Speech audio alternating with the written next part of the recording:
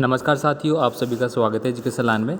साथियों, कक्षा 9th के लिए भूगोल विषय का यानी कि जो एसएसटी में आपका भूगोल का पार्ट है, सबसे पहले हम उसका अध्ययन कर रहे हैं। तो आज हम अध्ययन करने वाले हैं सेकंड चैप्टर के बारे में, जो कि है भारत का भौतिक स्वरूप। यानी कि हमने इससे पहले भारत की जो स्थिति और आकार के बारे में पढ़ा, अक्षांश रेखाओं के बारे में पढ़ा, देशांतर रेखाओं के बारे में पढ़ा, कर्क रेखा है वो कितने राज्यों से गुजरती है, कहाँ कहाँ से गुजरती है, क्या होती है, ग्रीनविच रेखा, और जो 82.5 डिग्री आपका उत्तरी पूर्वी देशांतर है 82.5 डिग्री, उसके बारे में पढ़ा, जो कि क्या करता है, हमारे मानक समय का निर्धारण करता है। तो आज दोस्तों हम पढ़ने वाले हैं यहाँ पे भारत का भौतिक जो स्वरूप है उसके बारे में। ठीक है, तो इससे पहले दोस्तों मैं कुछ इंपॉर्टेंट बातें हम डिस्कस करें। मैं आपको भारत का एक मैप दिखाता हूँ, उस मैप को आपको अच्छे से समझने की कोशिश करना है।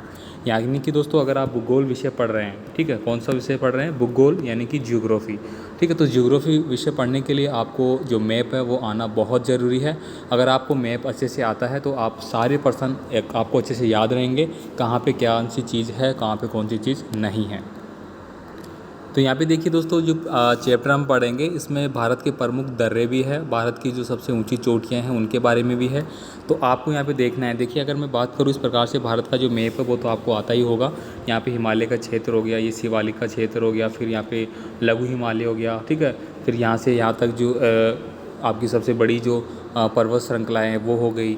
यानी कि भारत की सबसे ऊंची चोटी की बात करें तो वो कौन सी होगी, आपकी काराकोरम जो पर्वत श्रृंखला है, K2 जिसको बोलते हैं वो हो गई, कंचनजंगा हो गई, ये सब हम पढ़ेंगे। तो इस प्रकार से दोस्तों आपको जो मैप है वो एक बार अच्छे से आना चाहिए, कितने स्टेट है, कहाँ कहाँ पे कौन सा स्टेट दिया गया है।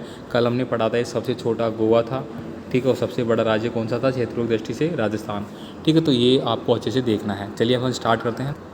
तो आप देखेंगे सबसे पहले इंपॉर्टेंट बातों के बारे में, प्लेट विवर्तन का सिद्धांत। यानी कि प्लेट विवर्तन का सिद्धांत क्या है, एक सिद्धांत है जो कि भौतिक आकृतियों के निर्माण की व्याख्या करने की कोशिश करता है। अब प्लेट सिद्धांत की बात करें तो इस प्रकार से दोस्तों प्लेटें थी। भारत, अगर हम बात करें कि जो अलग अलग ऊंचे ऊंचे जो पहाड़ है उनका निर्माण हुआ, जो दर्रे हैं वो बने, तो यहाँ पे आपने पढ़ा होगा एक विवर्तन प्लेट है, ठीक है। तो यहाँ पे जो संपीड़न हुआ, मतलब ये दो प्लेट हैं इस तरह से, यहाँ पे भी और यहाँ पे भी, तो जैसे ही इनका संपीड़न होता है, ये आपस में जब टकराई तो एक भाग ऊपर उठ गया, फिर एक भाग नीचे रह गया, इस प्रकार से। तो इसी प्रकार से दोस्तों ऊंचे ऊंचे पर्वत है उनका निर्माण हुआ। हिमालय भी दोस्तों एक आपका नवीन वलित पर्वतमाला है, जो कि विश्व में सबसे ऊंचा है। अलग अलग देश की अलग अलग ऊंची चोटियाँ हैं, ये तो आप पढ़ेंगे धीरे धीरे। अब यहाँ पे दोस्तों क्या बताया गया है, प्लेट विवर्तन के सिद्धांत के अनुसार पृथ्वी की ऊपरी परपट्टी 7 बड़ी एवं कुछ छोटी प्लेटों से बनी है। मतलब अलग अलग प्लेटों से बनी है। इंडोनेशिया प्लेट हो गई यहाँ पे, ठीक है, ऑस्ट्रेलिया इंडोनेशिया प्लेट, इस प्रकार से जो प्लेटें हैं उन्हीं के संपीड़न के कारण है वो ऊंची नीची जगहों का निर्माण होता है।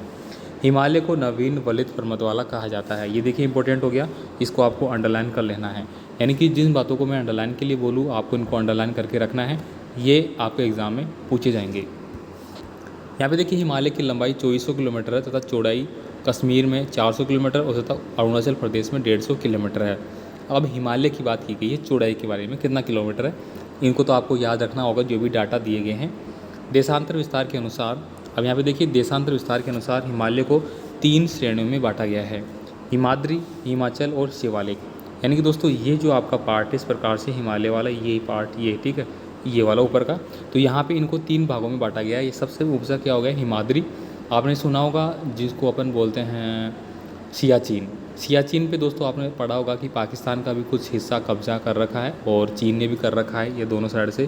तो यहाँ पे दोस्तों जो बर्फ़ है वो इतनी -डिग्री टेम्परेचर रहता है कि वहाँ पे जो आर्मी के जवान है, कमांडो वगैरह, तो उनको यहाँ पे ड्यूटी देना बहुत कठिन कार्य होता है। तो इसको हिमाद्री बोला गया है। हिमाद्री मतलब 4000, कितना, 4000 किलोमीटर से ऊपर का जो एरिया आता है वो किसका कहलाता है, हिमाद्री कहलाता है। वहाँ पे हमेशा बर्फ़ विद्यमान रहती है। इसके बाद है हिमाचल। तो हिमाचल हो गया एक, और एक हो गया शिवालिक। शिवालिक की पहाड़ियाँ यहाँ पे हैं, ठीक है, उन्हीं में दोस्तों आपकी ऊंची चोटियाँ भी विद्यमान है। पूर्वांचल पटकाई, नागा, मिजो तथा मणिपुर की पहाड़ियों से मिलकर ये स्थान बना हुआ है। अन्नामुडाई पश्चिमी घाट की सबसे ऊंची शिखर है, अन्नामुडाई। अब यहाँ पे देखेंगे इस प्रकार से आपका भारत का ये नक्शा हो गया, मान लीजिए, ठीक है। तो यहाँ पे सबसे, ये तो हो गया पूर्व और ये हो गया आपका पश्चिमी, ठीक है। तो पश्चिमी भाग की सबसे ऊंची चोटी कौन सी है, अन्नामुडाई। यहाँ पे कौन सी है, अन्नामुडाई। ऊपर तो आपका कौन सा आ जाएगा, गंगानगर, सॉरी कश्मीर का इलाका आ जाएगा यहाँ पे, ठीक है। उसके बाद यहाँ पे नीचे आ जाएगा एक, और फिर एक इधर आ जाएगा। तो इस प्रकार से जबकि महेंद्रगिरी कहाँ है आपका, पूर्वी घाट का सबसे ऊंचा शिखर है जिसकी ऊंचाई 1501 मीटर है। कहाँ की है, पूर्वी घाट।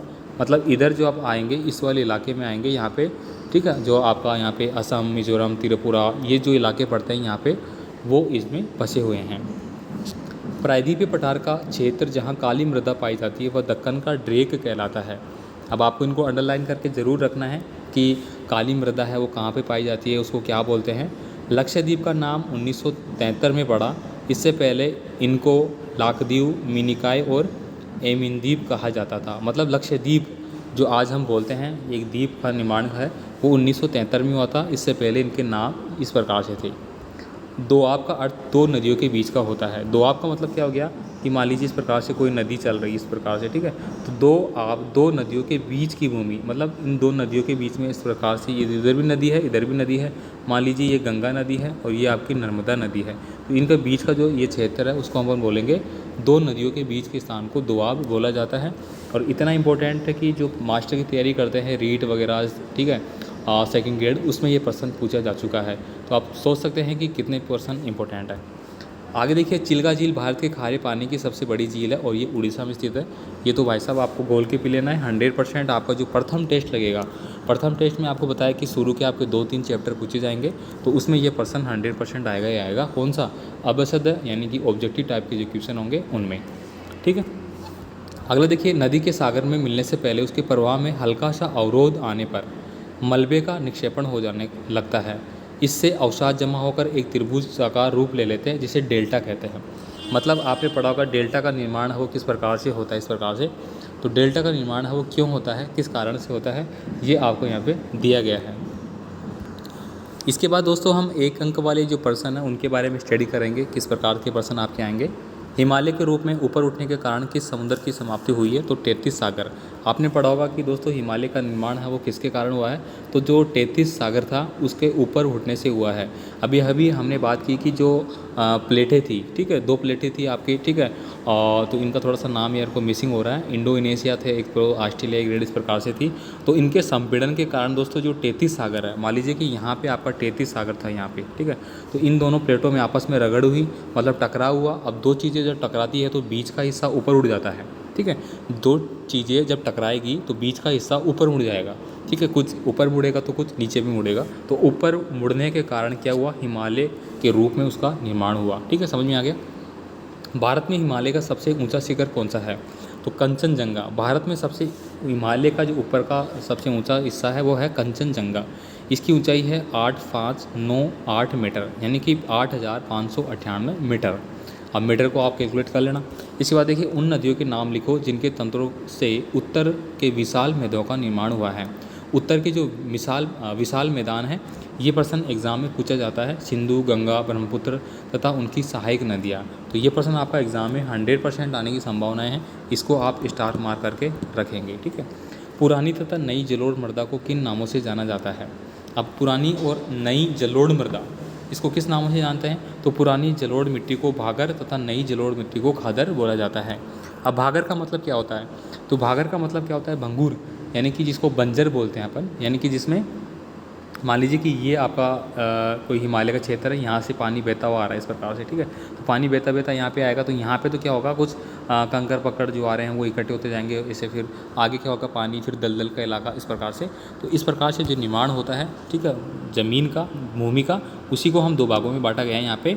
एक तो होती है पुरानी जलोढ़ मिट्टी जिसको हम बोलेंगे भागर, और दूसरी को बोलेंगे अपन खादर, ठीक है। इंपॉर्टेंट है ये पर्सन, ध्यान में रखना आप इसको। भाबर की व्याख्या कीजिए।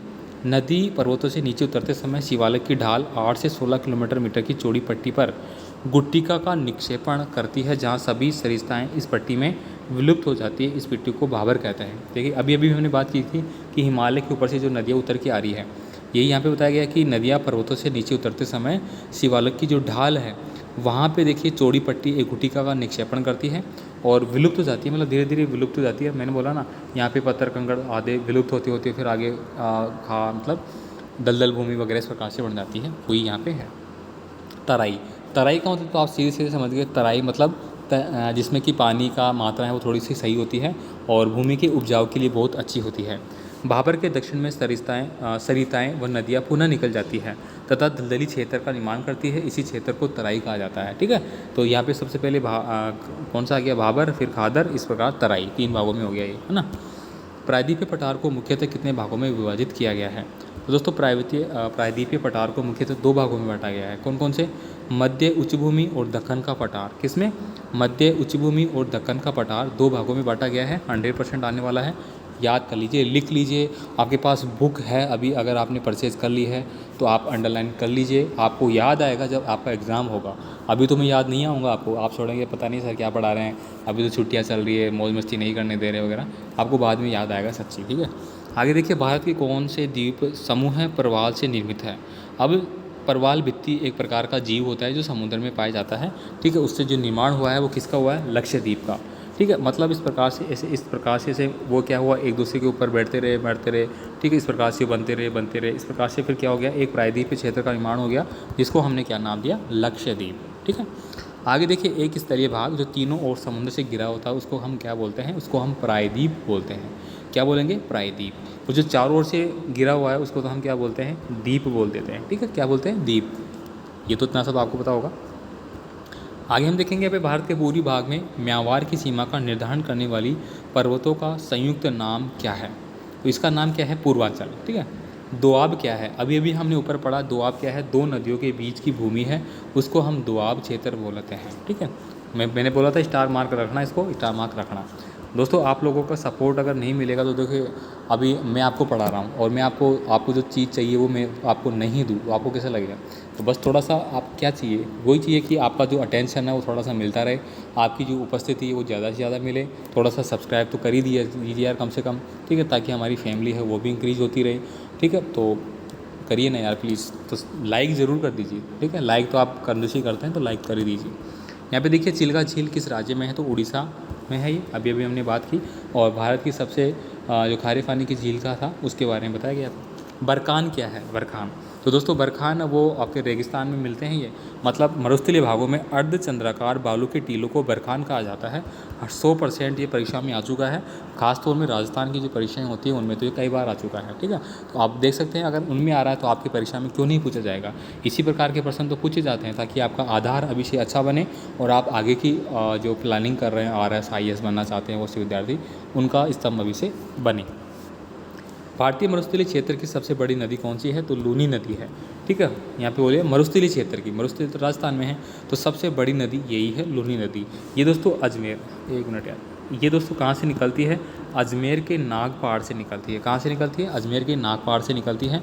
जहाँ से ये निकलती है वहाँ पे इसका पानी मीठा होता है, लेकिन बालोतरा तक मीठा, उसके बाद पाकिस्तान में जाती है नदी, वहाँ से ये क्या अंडरग्राउंड चलती है, अंतर्वाहिनी नदी है ये, और वहाँ से क्या हो जाएगा, इसका पानी खारा हो जाएगा। इस प्रकार से ये अंदर चली गई, मान लीजिए ये आपकी समतल है, नीचे चली गई, फिर इसे चलेगी, फिर आगे जाएगी, है ना। भारत का एकमात्र सक्रिय ज्वालामुखी कहाँ पे स्थित है? तो दोस्तों भारत का सक्रिय ज्वालामुखी की बात करें या फिर प्रसुप्त ज्वालामुखी की बात करें तो दोनों कहाँ हैं? यहाँ पे अंडमान निकोबार द्वीप समूह है। एक तो कहाँ पे है दोस्तों, यहाँ पे बात की गई है सक्रिय, तो सक्रिय कहाँ है? आपके बेरन द्वीप पे है। और जो आपका प्रसुप्त है, प्रसुप्त का मतलब हो गया जो पहले था अभी लुप्त हो गया लेकिन वापस से उठ सकता है वो, उसको अपन प्रसुप्त बोलते हैं। ठीक है, तो वो कहाँ पे है? वो भी अंडमान निकोबार द्वीप समूह में, और वो शायद नारकोंडा इस टाइप की कोई जगह है। ठीक है, नारकोंडा ऐसे याद मेरे को, वहाँ पे है वो। इसके बाद देखिए यहाँ पे आगे जो क्वेश्चन बड़े प्रश्न थोड़े, प्लेटों की गतियों को सामान्य कितने वर्गों में विभाजित किया जाता है? व्याख्या कीजिए। तो दोस्तों यहाँ पे प्लेटों की गतियों के बारे में व्याख्या की गई है। अब प्लेटों तो हमने पढ़ ही लिया, कौन कौन सी प्लेटें होती हैं, अलग अलग प्लेटें हैं जिनके संपीड़न के कारण पर्वतों का निर्माण हुआ है, गड्ढों का निर्माण हुआ है, नदियों का निर्माण हुआ है, ये सब चीज़ें।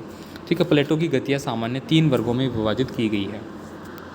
अभिसारी परिसीमा प्लेटों एक दूसरे को निकट आने से जिसके कारण वह या तो एक दूसरे को टकराकर टूट जाती है या फिर एक प्लेट दूसरे के नीचे जा सकती है।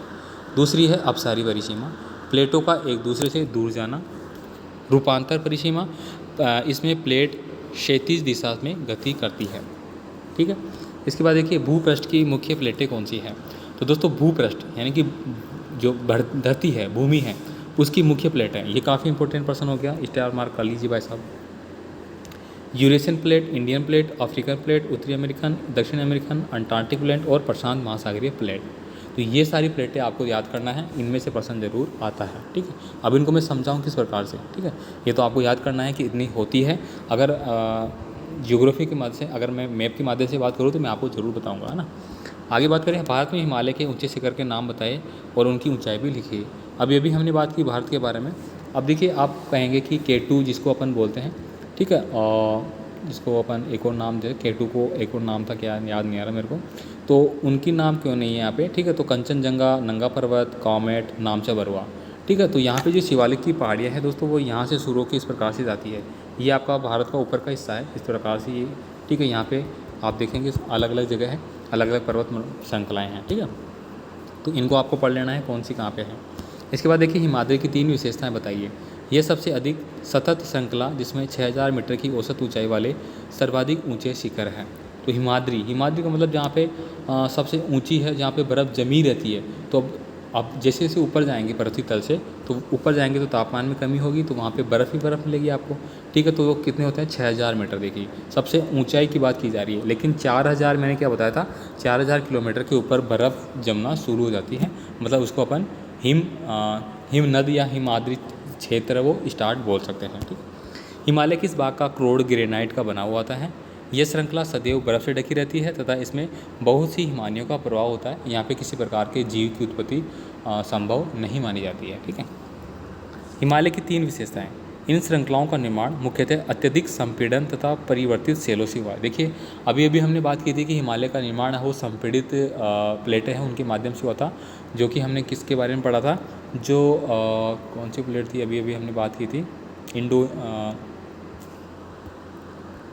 तो हमने बात की थी कि जो आपकी 33 सागर था, जो कि यहाँ पर प्लेटें थी, उनके ऊपर उठने से निर्माण हुआ है। तो इस प्रकार से आपको याद करना है। हिमालय की 3 विशेषताएं ये हो चुकी। ठीक है, तो यहाँ पे क्या बताया गया कि उनकी ऊंचाई 3700 मीटर से लेकर 4500 मीटर के बीच है तथा चौड़ाई 50 किलोमीटर है। पीर पंजाल श्रृंखला सबसे लंबी तथा धौलाधर एवं महाभारत। दोस्तों, महाभारत जो जगह है वो नेपाल में बोली जाती है। ठीक है, यहाँ पे मतलब भारत में एक जगह है, उसको नेपाल में महाभारत के नाम से इस प्रकार से जानते हैं। मैं आपको एक बार अच्छे से क्लियर ज़रूर करूँगा। ठीक है, जब हम प्रश्न उत्तर एग्ज़ाम की दृष्टि से पढ़ेंगे तब मैं आपको और भी चीज़ें बताऊँगा यहाँ, है ना। बाकी अभी तो हम चैप्टर के हिसाब से पूरी चीज़ें बता रहा हूँ मैं आपको। कश्मीर घाटी और हिमाचल की कांगड़ा तथा कुल्लू की घाटियाँ इसमें स्थित हैं। शिवालिक की, अब शिवालिक के बारे में बात की हमने, जो ऊपर का स्थान था, इस प्रकार से ये भारत का ये जगह है, हिमालय वाला ये ऊपर का, ये वाली बात की गई है। इसकी चौड़ाई 10 से लेकर 50 किलोमीटर है और ऊंचाई 900 से लेकर 1100 मीटर के बीच है। ये श्रृंखलाएँ उत्तर से स्थित और हिमालय की श्रृंखलाओं की नदियों द्वारा लाई गई असंपीड़ित अवसादों से बनी है। मतलब हिमालय से जो नदियाँ आ रही है, पानी निकल के आ रहा है, तो उनके साथ अवसाद आते हैं, मतलब मिट्टी आएंगी, कंकड़ आएंगे, तो उनके कारण उनका निर्माण होता है। शिवालय के बीच स्थित यह लंबवत घाटी को दून के नाम से जाना जाता है, जैसे देहरादून, कोतली दून और पाटली दून। समझ आ गया। इसके बाद देखिए, नदी घाटी की सीमाओं के आधार पर हिमाचल का वर्गीकरण आपको करना है। तो इसको दोस्तों नदी घाटी परियोजनाओं के आधार पर इसको 4 भागों में बांटा गया है। पंजाब हिमालय, कुमाऊं हिमालय, नेपाल हिमालय और असम हिमालय। ठीक है, तो यहाँ पे दोस्तों सतलज और सिंधु, यानी कि दोस्तों आपने पढ़ा है कि ये 5 नदियों के जो स्थान है वो यहाँ पे सम्मिलित होते हैं। सतलज, सिंधु, ठीक है, काली सिंध हो गई, तीस्ता नदी और दिहांग नदी। ठीक है, तो यहाँ पे सतलज नदी और सिंधु नदी है, उनके बीच के स्थान को हम पंजाब सिंध या पंजाब हिमालय के नाम से जानते हैं। ठीक है, ये मैं एक बार बता देता हूँ आपको, डायग्राम है मेरे पास शायद, ये आप यहाँ पे देखेंगे, भारत का मैप आपको दिखाई दे रहा होगा। तो यहाँ पे दोस्तों आप देख सकते हैं शिवालिक की जो श्रेणी है वो यहाँ पे लिखी गई है। ठीक है, तो यहीं पे दोस्तों इनको इस प्रकार से इन भागों में बांटा गया है। ठीक है, यहाँ पे सबसे पहला है वो कौन सा है, पंजाब हिमालय। पंजाब हिमालय में कौन सी थी, सतलज, और आपकी दूसरी नदी थी सिंध नदी। ठीक है, तो ये यहाँ पे आपकी आएगी। इसके बाद दोस्तों कौन सी हो गई, सतलुज और सिंध और काली सिंध नदी हो गई, वो यहाँ पे आ जाएगी। फिर काली सिंध और तीस्ता नदी यहाँ पे आ जाएगी। फिर तीस्ता नदी और असम, तो ये यहाँ पे आ जाएगा। ठीक है, आप यहाँ पे देखिए असम का जो क्षेत्र ब्रह्मपुत्र वगैरह ये यहाँ पे दिया गया है। ठीक है, तो इस प्रकार से आपको इनको याद करना है। मैप आप ज़रूर खरीद लें। इसके बाद देखिए दोस्तों, यहाँ पे उत्तरी मैदान को मोटे तौर पर कितने विभागों में विभाजित किया गया है, तो सिंध तथा उसकी सहायक नदियाँ यहाँ पे दी गई है। देखिए झेलम नदी, चिनाब, रावी, व्यास और सतलज। ठीक है, ये आपको याद करना है। जो कि मैदान अधिकतर दोआब का निर्माण करती है। पंजाब का मैदान कहलाता है, पंजाब का मैदान क्यों कहलाता है, पंच आब, मतलब 5 नदियों का संगम वहाँ पे है, 5 नदियाँ हैं, इसलिए उसको पंच आब बोला गया है। 2 नदियों के बीच के क्षेत्र को दोआब बोलते हैं, 4 को अपन चाराब बोल सकते हैं आप, ठीक है। बाकी देख लीजिए, ठीक है, ये हो गया। गंगा, घग्गर तथा तीस्ता नदियों के बीच स्थित मैदान गंगा के मैदान के नाम से जाना जाता है और इस क्षेत्र में भारत के राज्य हरियाणा, दिल्ली, उत्तर प्रदेश, बिहार और झारखंड और इसके कुछ भाग पश्चिम बंगाल के भी शामिल हैं। ब्रह्मपुत्र का विशेष क्षेत्र असम का मैदान कहलाता है। आगे देखिए उत्तरी मैदान की विशेषताओं के बारे में बताया गया है। उत्तरी मैदान, ठीक है, यानी कि भारत को 4 या 5 भागों में बांटा गया है इस क्षेत्र को, जिसमें वो एक ऊपर का भाग आता है, फिर एक नीचे का आता है, मैदानी भाग आता है, प्रायद्वीपीय भाग आता है, फिर पठारी भाग आता है। इस प्रकार से हिमालय, फिर यहाँ पे पठारी भाग है, फिर प्रायद्वीपीय भाग है, फिर समतली मैदानी भाग है। इस प्रकार से बांटा गया इसको। तो यहाँ पे दोस्तों आप इसको पढ़ेंगे। इस मैदान का निर्माण मुख्यतः हिमालय की नदियाँ तथा प्रायद्वीपीय नदियों द्वारा लाई गई जलोढ़ मिट्टी के मृदा के कारण होता है। इसका विस्तार है वो 7 लाख वर्ग किलोमीटर से लेकर लगभग 2400 किलोमीटर लंबा है। मतलब ये जो पहला ये बात कर रहा हूँ मैं, ये 2400 किलोमीटर है लगभग, ठीक है। ये मैदान अत्यधिक उपजाऊ है। ये मैदान भारत का सघन भूभाग है। इस मैदान की नदियाँ समुद्र में गिरते हुए डेल्टा का निर्माण करती है। यह क्षेत्र उपजाऊ क्षेत्र है। इसके बाद देखिए प्रायद्वीपीय पठार की विशेषताएं। प्रायद्वीपीय पठार जो है, यहाँ पे क्या क्या दिया गया है, यहाँ पे गोंडवाना भूमि का एक क्षेत्र है।